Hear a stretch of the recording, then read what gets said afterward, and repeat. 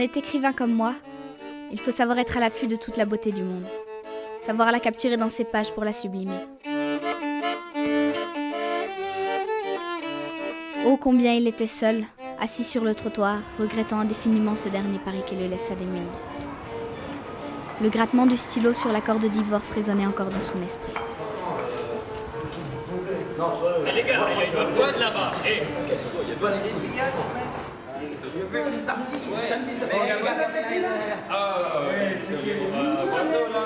tu veux voir mon aigle, ma petite?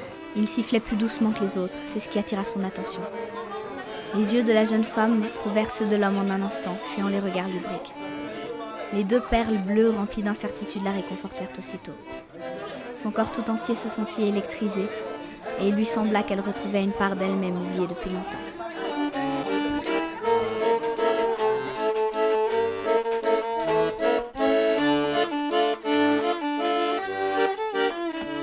Mais le plus important, quand on est écrivain comme moi, c'est de savoir être à l'écoute. Hé Martine, ça va? Hey, salut! Super, et toi? T'as toujours pas lâché ton carnet depuis la remise des brevets? La remise des brevets, sérieux? Ça fait super longtemps. Du coup, t'as plein de choses à me raconter.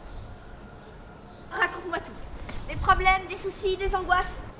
Je crois pas, non? Maintenant que tu me le dis, je me pose une question. C'est à propos de Louis. Un garçon? En fait, jeudi soir, je suis sortie au restaurant avec lui. J'aurais peut-être pas dû... Tu vois, ça se sentait qu'il était trop excité ce soir-là.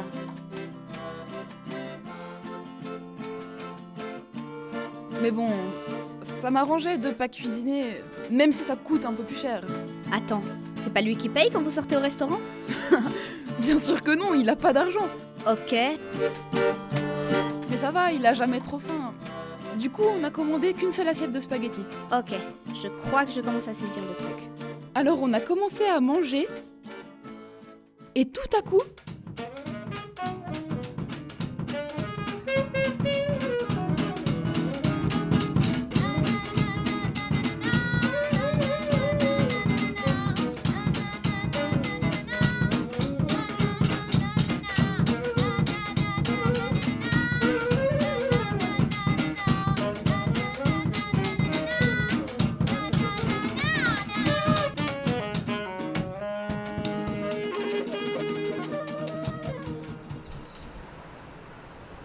Et donc, ce que tu veux savoir, c'est si tu t'engages dans une relation fiable avec lui. Écoute, je vais pas te mentir, dans la vie, il faut savoir entendre la triste vérité. Ce genre de comportement ne peut être qu'une mise à distance pour pas que tu t'attaches à lui. Que je m'attache à lui? Mais j'en ai rien à faire! Sa mère est tellement riche qu'elle me paye 300 balles par après-midi où je le garde. En même temps, vu comme il est chiant, tu m'étonnes qu'elle ait du mal à trouver des babysitters pour le garder. Du coup, ma question, c'est est-ce que j'accepte de le prendre tous les mardis et jeudis soirs? Ou est-ce qu'il va finir par me tuer?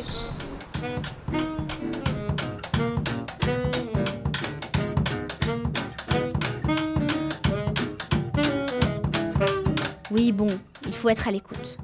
Mais parfois, c'est aussi important de savoir transformer la réalité. Alors, c'est l'histoire d'une babysitter qui tombe amoureuse d'un SDF.